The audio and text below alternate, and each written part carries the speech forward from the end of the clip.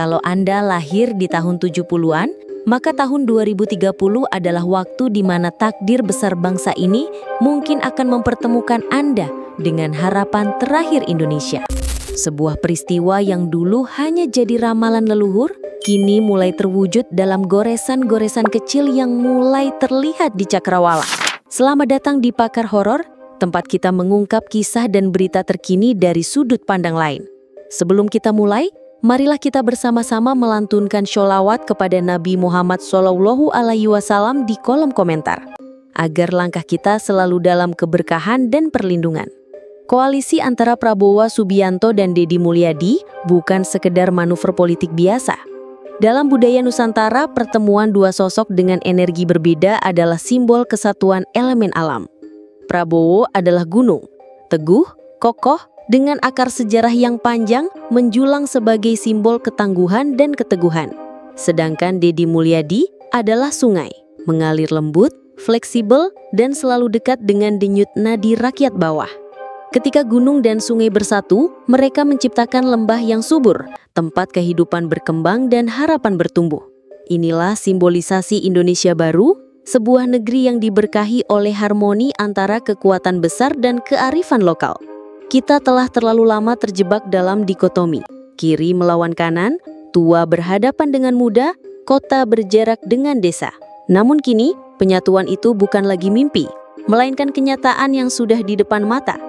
Ini bukan soal siapa yang menang di panggung politik, tetapi siapa yang mampu mengharmonikan perbedaan menjadi kekuatan. Ramalan Jayabaya, sang raja filsuf dari Kediri, pernah menyebut, Nusantara bakal dipimpin wong jujur, wani lan ngerti rasa. Arti ngerti rasa bukan sekedar peka terhadap kebutuhan rakyat, tetapi juga mampu menangkap kehendak langit, mendengar bisikan alam, dan memahami getaran batin bangsa. Deddy Mulyadi dengan caranya yang sederhana namun penuh makna, telah lama menjadi penjaga kearifan lokal Sunda. Ia tak pernah lelah membawa simbol-simbol budaya seperti kujang, leweng atau hutan, dan ritual tradisional ke dalam kehidupan modern. Dalam wawancara, ia pernah berkata, "Saya tak pernah benar-benar terpisah dari alam. Pemimpin yang terputus dari tanah dan air akan kehilangan arah." Sementara itu, Prabowo Subianto dengan perjalanan panjangnya sebagai prajurit dan negarawan, telah menjalani apa yang dalam budaya Jawa disebut laku prihatin. Ujian jiwa yang mematangkan kepemimpinan melalui pengorbanan dan ketabahan. Apakah ini kebetulan atau memang dua sosok ini telah dipersiapkan oleh sejarah? Ataukah lebih dalam lagi, mereka adalah dua ruh yang diutus untuk menyeimbangkan kembali energi tanah Jawa? Beberapa ahli kebatinan menyebut bahwa tahun 2030 adalah windu suci, 8 windu sejak kemerdekaan Indonesia pada 1945. Dalam penanggalan Jawa, setiap 64 tahun adalah momen Sabdo Palon Bali, saat energi besar dari masa lalu kembali untuk memulihkan tatanan yang telah goyah. Para pertapa di Gunung Lawu, Merapi, dan Salak mengaku melihat visi yang serupa. Dua sosok bersinar dari arah barat dan timur Jawa bertemu di tengah pulau seolah menyatukan dua kutub. Apakah ini simbolisasi Prabowo dari Jakarta dan Deddy dari Purwakarta? Ritme sejarah seakan mengulang siklusnya, seolah bangsa ini tidak hanya bergerak maju, tetapi juga kembali ke pusaran asal untuk menyelesaikan apa yang tertunda, untuk memenuhi janji leluhur. Jika narasi ini menyentuh sesuatu dalam batin Anda, seperti ada getaran yang mengalir di jiwa, silahkan klik like sekarang juga. Dukungan Anda akan membantu kami terus mengungkap dimensi tak kasat mata dari peristiwa bangsa.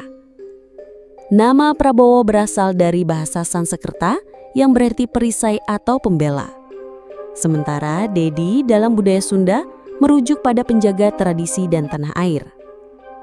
Ketika dua nama ini bersatu, mereka bukan sekedar simbol politik, melainkan manifestasi kekuatan perlindungan dan kelestarian. Dalam babat Tanah Jawi, ada kisah tentang raja masa depan yang lahir dari keturunan kesatria dan rakyat, bukan dari garis lurus kerajaan, tetapi dari pengabdian dan laku hidup. Kisah itu kini terlihat dalam wajah-wajah pemimpin kita, mereka yang memahami tangis sunyi rakyat, jerih payah yang tak pernah diberitakan, dan harapan yang hanya terucap dalam doa. Kang Deddy Mulyadi dikenal sebagai pemimpin yang membangkitkan kesadaran akan akar budaya. Ia tak pernah lelah mengenalkan kembali nilai-nilai karuhun Sunda dari ngarak dongdang, hajat lembur, hingga nyuguh bumi. Di tengah gelombang modernisasi, Deddy mengingatkan bahwa kekuatan bangsa ini bukan hanya pada kemajuan teknologi, tetapi pada hubungan spiritual manusia dengan tanah kelahiran. Sementara itu, Prabowo yang dulu dikenal kaku dan formal, kini tampak lebih cair dan terbuka. Sebuah transformasi yang konon dipengaruhi oleh kebersamaannya dengan Deddy. Seolah dua kutub yang berbeda telah menemukan titik temu, menciptakan harmoni baru dalam kepemimpinan nasional. Di balik layar politik, para tokoh spiritual, kiai sepuh, sesepuh adat, dan guru kebatinan telah lama berdoa dan bertapa. Mereka tak tampil di layar kaca, tetapi getaran doa mereka terasa di hati rakyat. Mereka menyebut periode 2024 hingga 2030 sebagai masa penyelarasan takdir bangsa. Hanya pemimpin dengan hati bersih yang mampu menavigasi negeri ini dari kegelapan menuju cahaya.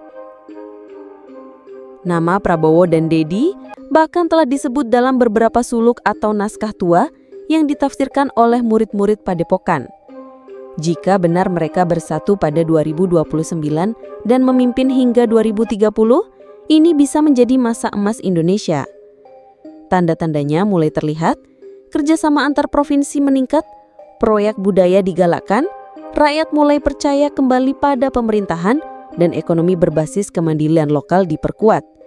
Namun yang terpenting, doa-doa rakyat dari petani, nelayan, pedagang kecil hingga guru ngaji di pelosok kini mulai menemukan wadahnya. Pemimpin yang mengerti bahasa batin rakyat akan memimpin dengan adil dan penuh welas asih. Tahun 2024 adalah tahun ujian, polarisasi, konflik batin dan ketidakpastian arah.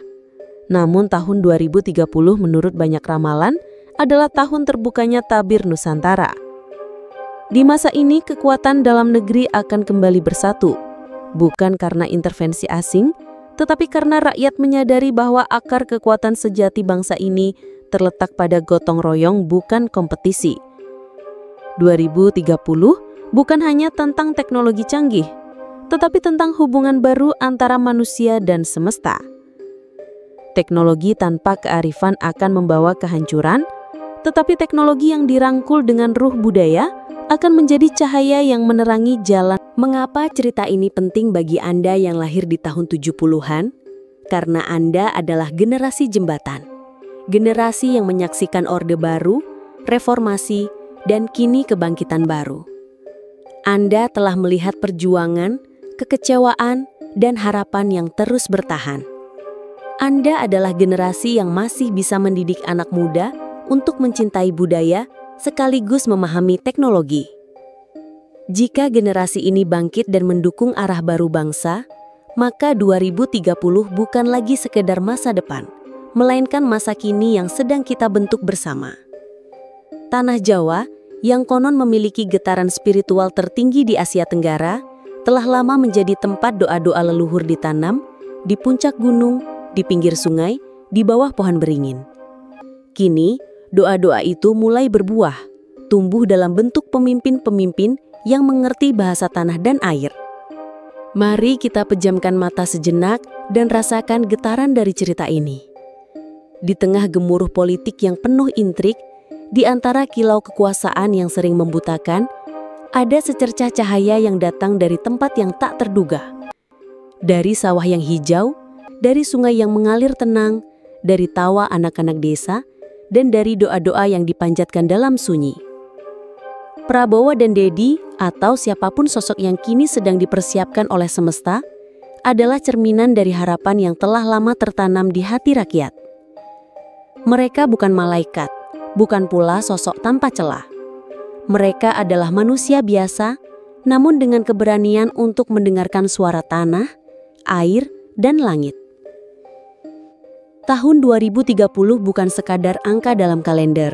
Ini adalah titik kulminasi di mana ramalan leluhur bertemu dengan realitas modern. Ini adalah momen ketika Nusantara dipanggil untuk kembali ke akarnya, bukan untuk menolak kemajuan, tetapi untuk memastikan bahwa kemajuan itu berjalan seiring dengan kearifan. Gunung dan sungai, Prabowo dan Dedi, kesatria dan rakyat, mereka adalah simbol dari keseimbangan yang telah lama kita rindukan. Dalam setiap sholawat yang kita ucapkan, dalam setiap doa yang kita panjatkan, kita sedang menenun benang-benang takdir bangsa ini. Kita sedang memanggil cahaya yang akan menerangi jalan menuju Indonesia yang lebih adil, lebih harmonis, dan lebih bermartabat. Jika cerita ini menggugah batin Anda, jika Anda merasakan getaran yang sama seperti yang dirasakan oleh para petani, nelayan, dan penjaga tradisi di pelosok negeri, tekan tombol like sekarang juga. Bagikan kisah ini kepada mereka yang juga merindukan kebangkitan sejati. Tulis selawat di kolom komentar sebagai wujud cinta kita kepada Nabi Muhammad SAW dan sebagai bukti bahwa kita siap menjadi bagian dari cahaya kebangkitan. Doakan negeri ini agar selalu berada dalam lindungan Yang Maha Kuasa, dipimpin oleh tangan-tangan yang tidak hanya kuat tetapi juga lembut. Tidak hanya tegas, tetapi juga penuh welas asih. Jangan lupa untuk subscribe dan aktifkan lonceng notifikasi, karena pakar horor akan terus mengupas kisah-kisah yang tersembunyi di balik tabir realitas. Mengajak Anda melihat dunia dari sudut pandang spiritual dan budaya bangsa. Mari kita jaga api harapan ini tetap menyala, agar cahayanya menembus kegelapan dan membawa kita pada masa depan yang telah lama dirindukan. Ingatlah, di balik yang terlihat selalu ada yang tak terlihat, namun terasa oleh jiwa. Bersama-sama, mari kita wujudkan Indonesia yang bercahaya, Indonesia yang kembali ke pusaran asalnya, tempat di mana doa leluhur dan harapan rakyat menyatu dalam harmoni abadi. Wassalamualaikum warahmatullahi wabarakatuh.